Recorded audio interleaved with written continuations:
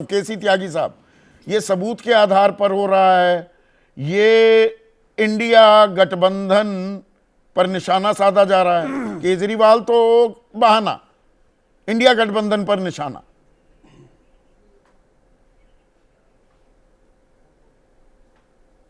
संदीप जी, हम तो जिस वातावरण में राजनीति शुरू की थी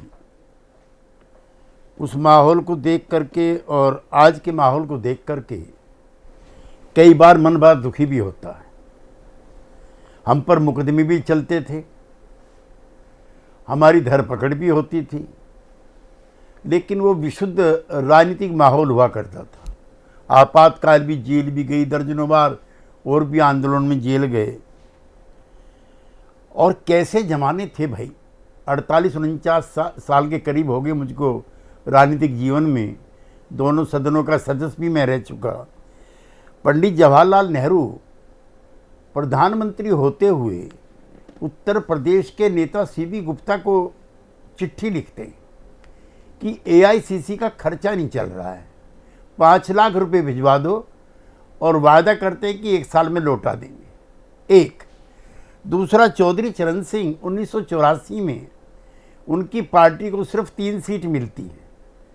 वो अपने कोठी के आंगन में बैठे हुए हैं। किसी पत्रकार ने, जाहिर आप जैसे ही निर्भीक रहे होंगे कि चौधरी साहब क्यों दुखी हो रहे हो, हार जीत चलती रहती है। तो चौधरी साहब कहते हैं कि मैं हार जीत से दुखी नहीं हूँ, लेकिन अगर हार जाता तो न दिल्ली में मकान है, न लखनऊ में मकान है, न गाजियाबाद मेरठ जहाँ वकालत करी वहाँ मकान है। वो 1937 से लेकर के 86 तक MLA, MP, minister, chief minister, गृह मंत्री, प्रधानमंत्री। भाई हम तो माफ़ करें, उसमें अटल बिहारी वाजपेयी को भी मैं इसलिए जोड़ रहा हूँ कि लंबा समय हमारा उनके और अडवाणी जी के साथ भी गुजरा। तो ऐसा तो हमने कभी देखा नहीं। अब तो जांच देखा। एक मिनट केसी त्यागी साहब, पर इसमें आप ये बताना भूल गए भाई, चारा घोटाले में जेल गए ना लालू प्रसाद यादव।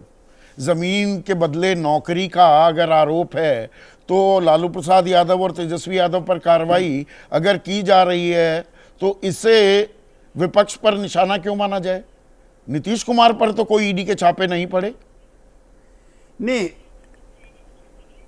ऐसा है कि जांच एजेंसी स्वतंत्र तरीके से ये जांच कर रही हैं या इनके आकाओं का इन पर दबाव है कि अमुक अमुक जगह जांच करो। और दूसरा ये है कि अगर सारा विपक्ष ऐसा हो गया है, भ्रष्ट हो गया है, डिस्प्रपोर्शनेट एसेट्स हो गए हैं, तो फिर मैं कहना चाहता हूँ कि एक एडीआर की रिपोर्ट भी वो आप बैठाते हो उनको, खोकर साहब को। हाँ। टोटल 763 सांसद हैं, टोटल 763 सांसद हैं, जिनमें 306 पर भयंकर मुकदमे चल रहे हैं।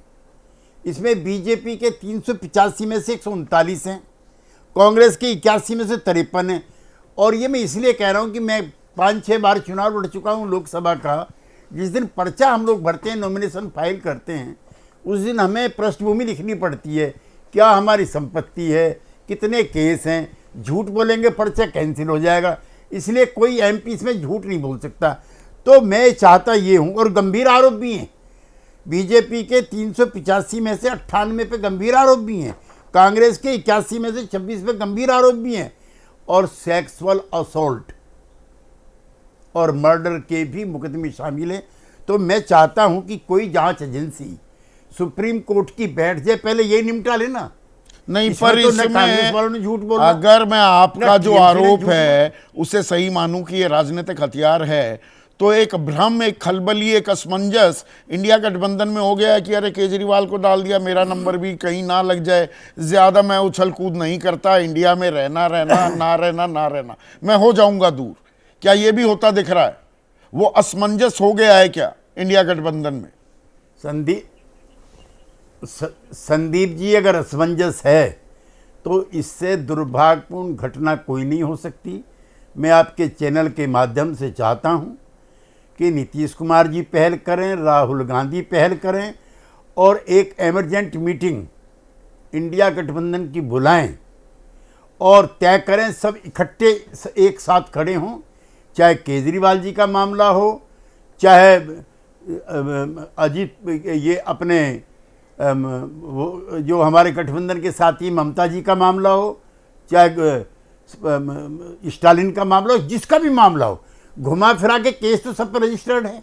और चुनाव के मौके पर जो एन लीडर्स हैं, कैंपेनर हैं, अगर वो जेल में चले जाएंगे, देखिए ये चुनाव बहुत महत्वपूर्ण है कई मामलों में, लिहाजा एमरजेंट मीटिंग बुलाओ, सब एक साथ खड़े दिखाई दो। कांग्रेस वरना राहुल नंबर गांधी जाओ। के साथ सारा विपक्ष खड़ा हो गया था जब सांसदी गई, मकान भी छिना। राहुल गांधी केजरीवाल के पक्ष में तो बोलते नहीं तो दिख रहे, कांग्रेस ने तो प्रवक्ता भी नहीं भेजा आज। नहीं आना चाहिए, दिस इज अनफॉर्चुनेट, ये मेरा अनफॉर्चुनेट कह रहे हैं आप। गठबंधन के संस्थापक सदस्य होने के नाते 1 साल पहले हम ही लोगों ने ये किया था। भाई अरविंद केजरीवाल तो तैयार नहीं थे बैठने के लिए राहुल गांधी के साथ, ममता दीदी तैयार नहीं थी, मुलायम सिंह यादव के परिवार के लोग, तब शायद उनका अंतकाल नहीं हुआ था, अखिलेश यादव बैठने के लिए तैयार नहीं थे। ये हमारे ही प्रयास थे कि केजरीवाल जी राहुल गांधी के बराबर तो सबको एक सुर में बोलना होगा, आप ये कह रहे हैं।